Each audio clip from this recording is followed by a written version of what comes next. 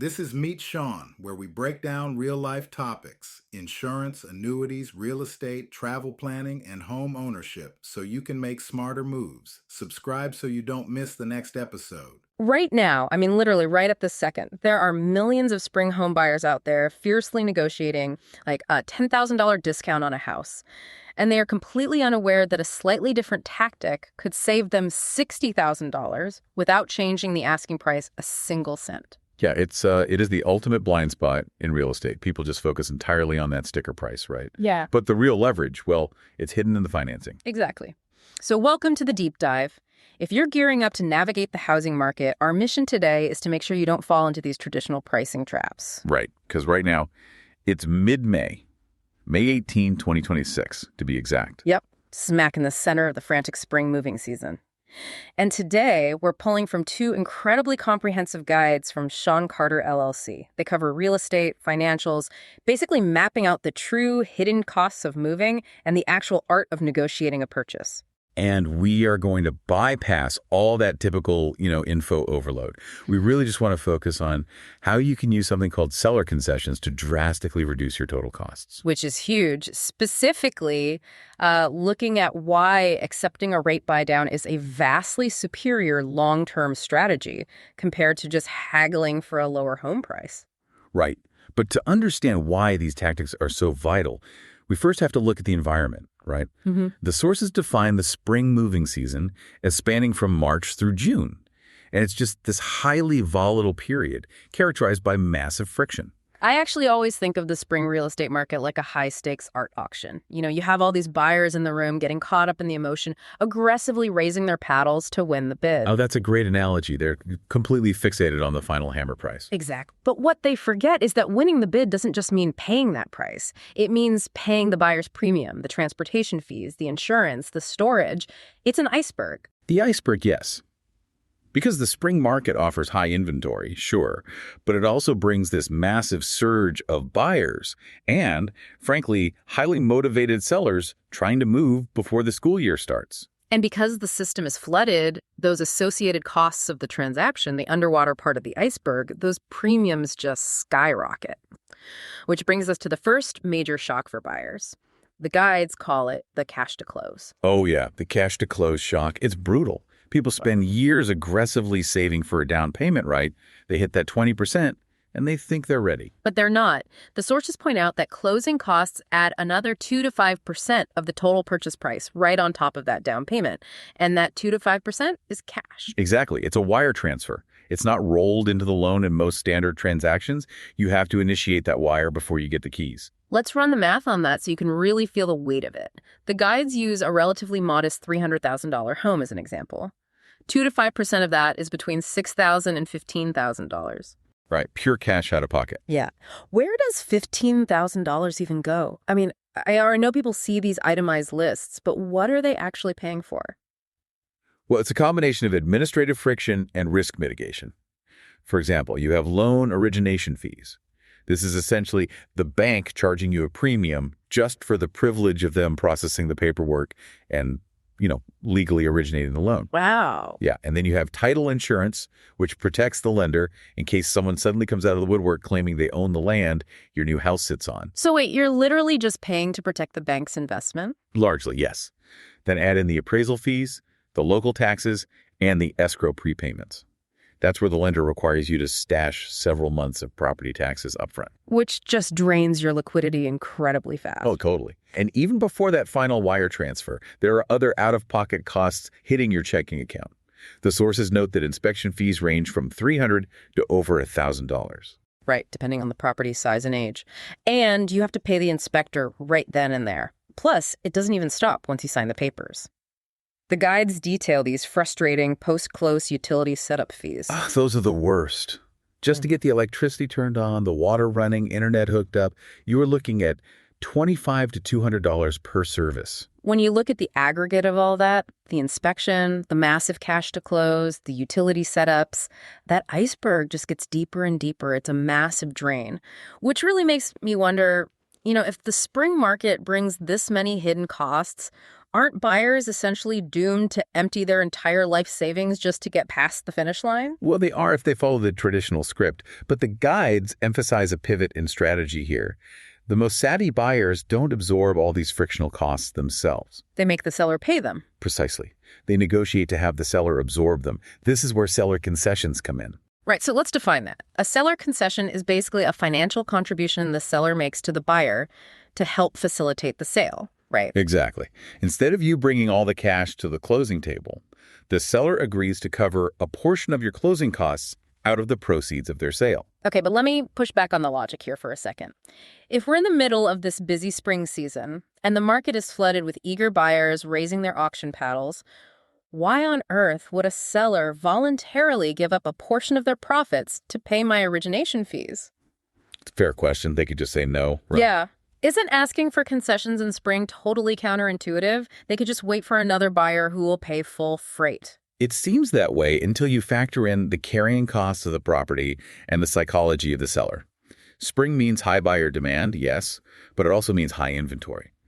Sellers actually have intense competition. Furthermore, every month a house sits on the market. The seller is actively losing money. They're paying the mortgage, property taxes, homeowners insurance, and utilities on a house they desperately want to leave. Not to mention dealing with the stress of keeping the house perfectly staged for weekend showings. Oh, that psychological toll is immense. So if a buyer comes along and offers the full asking price, but asks for a $10,000 seller concession to cover closing costs, the seller starts doing the math. They realize accepting the deal today is more profitable and way less stressful than letting it sit for another 2 months. Exactly. The concession buys the seller speed and certainty. So you get your closing costs paid, and the seller gets to pack their boxes and move on their exact timeline. It's a trade. Liquidity for certainty. Which is why the sources point out there are several distinct ways these concessions can be structured. The first is what we just discussed, the closing cost credit. The seller provides a direct cash offset at the closing table. To wipe out that 2 to 5% iceberg? Right. But another powerful mechanism is the repair credit. Okay, let's talk about the inspection phase then. The inspector comes out, charges you that $1,000, and hands you a 60-page report detailing everything wrong with the house. Always a fun read. Seriously. Yeah. And historically, buyers use this to demand that the seller fix the broken HVAC or the leaky roof before closing. But the guides explicitly advise against having the seller do the actual work. They recommend asking for a repair credit instead. Why is that so much better? It really comes down to incentive alignment. Think about it. If you force the seller to replace a faulty water heater 3 weeks before they move out, what is their motivation? To do it as cheaply as humanly possible. Exactly. Their only goal is to fulfill the legal requirement of the contract. They're going to hire the least expensive contractor, install the lowest tier unit, and probably do a rushed job. They're just slapping a Band-Aid on it to get to the closing table. Right. But by asking for a repair credit, which is essentially a negotiated reduction in your closing costs based on the estimated price of the repair, you retain total control. So you take possession of the home, and then you use the cash you saved at closing to hire a vetted, high-quality contractor yourself. You manage the quality control. You secure your own long-term peace of mind rather than relying on the goodwill of someone who is literally leaving town. That makes total sense. It's a critical shift in perspective. But while closing cost credits and repair credits are highly effective at preserving your upfront cash, the guides emphasize that they pale in comparison to the most powerful concession of all. The ultimate flex, really, the rate buy-down. This is where the math goes from just helpful to fundamentally life-changing. Quick pause. Got a question you want covered on an upcoming episode? Use the Send Us a Text link in the show notes and tell me what you're dealing with. I read them and I pulled topics straight from your messages. But I know the mechanics of a buy-down often confuse people. Let's say you secure a concession. Instead of using that cash for title insurance, you buy down your interest rate. How does that actually work? Mechanically, a rate buy-down involves the seller paying a lump sum upfront directly to your mortgage lender in order to lower the interest rate on your loan. So the money doesn't go into your pocket. No, it goes straight to the bank. Yeah. And the sources highlight a structure called the 2-1 buy-down, which has become incredibly popular right now. Okay, so If I understand the mechanism correctly, the seller's lump sum is deposited into a specialized subsidy account held by the lender. And for the first 2 years, the lender pulls money from that account every month to make up the difference in your payment. That is precisely how it functions. In a 2-1 buy-down, your effective interest rate is artificially lowered by 2 full percentage points for the first year. Oh, wow. 2 whole points. Yeah, so if your actual mortgage rate is 7%, you only pay 5% for the first 12 months. The subsidy account covers the gap. Then, in the second year, the rate is lowered by 1 percentage point, so you pay 6%. And then by year 3, the subsidy is exhausted, and you just settle into your normal 7% rate for the remainder of the loan. Exactly. It essentially functions as a financial shock absorber, easing the buyer into the reality of their new mortgage payments over 2 years while they recover from all those moving expenses. That's brilliant. But the sources also explore the math of a permanent rate buy-down, right? Where the seller's concession is used to buy discount points that permanently lower the rate for the entire 30-year life of the loan. Yes, and this is where we see the stark contrast between asking for a lower home price versus asking for a lower interest rate. Let's look at the specific example the guides provide, because this is that $60,000 revelation we talked about at the start. Imagine taking out a $400,000 loan. The standard instinct for any negotiator is to attack the asking price. Right. You might spend 3 agonizing days going back and forth with the agent, threatening to walk away, just to get them to drop the price by $10,000. And when you win, you feel like an absolute master negotiator. But the reality is, lowering the purchase price by $10,000 only lowers the actual monthly mortgage payment by roughly $50 or $60, depending on the baseline rate. Okay, but what happens if you leave the asking price exactly where it is and instead ask the seller for a $10,000 concession to permanently buy down the interest rate from 7% to 5%? The leverage of the borrowed money completely changes the math. Lowering the rate from 7 to 5% on a $400,000 loan saves the buyer approximately $500 every single month. Wait, $500 a month versus $50 a month? Yep. Over a 10-year period, that $500 monthly reduction equates to $60,000 in total interest savings. The buy-down is exponentially more powerful. Because mortgages are highly interest-heavy in the early years. Exactly. By cutting the rate, you're slicing off a massive portion of the bank's profit margin, rather than just shaving a tiny sliver off the principal balance of the home.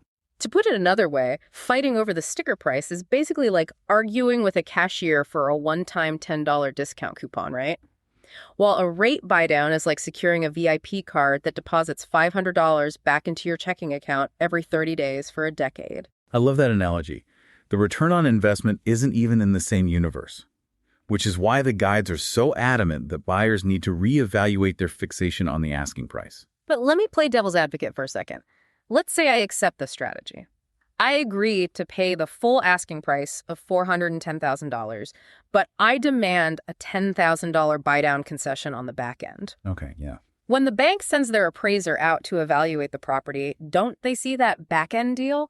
Won't the appraiser say, well, the seller had to give up $10,000 to make this deal work, so the house is actually officially appraised at a lower value? It is a totally logical fear, but it is a complete myth. The sources explicitly debunk the idea that seller concessions negatively impact the recorded appraisal value of the property. Really? Why not? I mean, the net money changing hands is lower. Because appraisers are evaluating the physical asset against the broader market, not the specific financial engineering of your personal loan. An appraiser looks at the neighborhood trends, the square footage, the condition of the roof, the local school district, and recent comparable sales. Oh, I see. Yeah, the fact that the seller agreed to pay your closing costs or buy down your rate is viewed as a strategic adjustment of financing terms between two private parties. It does not alter the fundamental brick-and-mortar value of the real estate. So the recorded sale price remains $410,000, preserving the home's official market value. Exactly. Your personal cost of carrying that value plummets, but the official value holds strong. That is fascinating. So to bring it all together, let's connect this back to the core philosophy of these guides. Why are they so deeply obsessed with utilizing concessions and buy-downs to keep cash in the buyer's pocket? I mean, why not just put all your cash into the home equity upfront? Well, because the financial demands of homeownership don't end at the closing table. They actually accelerate. Buying the house is simply acquiring the liability. Maintaining the house is the reality. Precisely. We all know financial experts like Suze Orman and Robert Kiyosaki, who are both quoted extensively in the sources, by the way. They harp on the absolute necessity of having a 3 to 6 month emergency fund. Right, everyone has heard that advice a million times, but what the guides point out is that the moment you become a homeowner, the definition of an emergency scales up dramatically. The baseline costs jump immediately. The sources detail ongoing post-close realities that completely devour free cash flow. First, you have property taxes, which can range from 0.2% to 2% of the home's value, billed annually. Ouch. And then you have homeowners insurance, which averages $800 to $2,000 a year. But the real trap, the absolute biggest one, is the maintenance. The guides highlight a golden rule of real estate. Homeowners must budget 1 to 3% of the home's purchase price every single year for routine upkeep. Every single year. Every single year. It is a non-negotiable reality of physics. Houses deteriorate. So if you buy a $300,000 house, that 1 to 3% rule means you need to budget between $3,000 and $9,000 annually just to keep the structure from degrading. Yeah, we are talking about servicing the HVAC, fixing sudden plumbing leaks, repainting, and slowly saving for a new roof. It never ends. And this brings us right back to the danger of the cash-to-close shock we talked about earlier. If a buyer ignores the strategy of concessions, pays full price, takes the higher interest rate, and drains their entire savings account to cover their own closing costs. Where does that $3,000 to $9,000 come from when the water heater inevitably bursts in month 2? It goes right on a credit card. Exactly. It goes on to high-interest consumer debt. And suddenly, on top of a mortgage they can barely afford, they're paying 20+% interest on a home repair. This is how the asset begins to own the buyer, rather than the buyer owning the asset. Right. So by successfully negotiating a seller concession to cover your upfront closing costs or securing a rate buy-down that lowers your monthly obligation by $500, you are doing much more than just getting a good deal. You are literally funding that required annual maintenance budget. You are ensuring that your 6-month emergency fund remains completely untouched. You are effectively building a financial fortress around the asset from day one. True wealth building in real estate requires liquidity. It is about having the capital on hand to maintain the asset and weather the inevitable storms without resorting to destructive debt. Concessions and buy-downs are the tools that provide that necessary liquidity. It really fundamentally changes the objective of the negotiation. So let's quickly recap the main takeaways for you today. The spring moving season is chaotic, packed with high inventory but also loaded with massive hidden premiums, those closing costs that eat up 2 to 5% of the purchase price, inspection fees, and immediate post-close expenses. However, you can offset this friction by leveraging the seller's motivation. You utilize concessions to transfer the burden of those upfront costs. Right, and you opt for repair credits over hasty seller repairs to maintain quality control. And crucially, you prioritize rate buy-downs over minor price reductions. Yes. By focusing on lowering the cost of the money you are borrowing rather than the sticker price of the home, you can secure tens of thousands of dollars in long-term savings, dramatically lower your monthly overhead, and preserve your cash reserves for the grueling reality of annual maintenance. Which leaves us with a final, somewhat provocative thought to consider. Ooh, all right. Lay it on us. Well, if strategic tools like seller concessions and rate buy-downs can fundamentally alter a buyer's daily financial reality, saving them $60,000 over a decade and insulating them from high-interest debt, all without actually changing the officially appraised value of the home. How much of real estate pricing is just an illusion? Exactly. Are we all spending far too much time agonizing over the asking price and nearly enough time analyzing the actual cost of the money? Wow. Is the sticker price we obsess over just a vanity metric? Are we letting our egos dictate the negotiation while the banks quietly drain our wealth? That is a brilliant question to end on. Thank you for joining us on this deep dive. It's been great. We hope this breakdown helps you approach your next transaction with a completely different mindset. Keep questioning the hidden mechanics behind everyday numbers, and remember that winning the auction doesn't matter if you can't afford the buyer's premium. Catch you next time. That's it for today's Meet Sean. If this helped, follow the show and share this episode with one person who needs it. See you next time.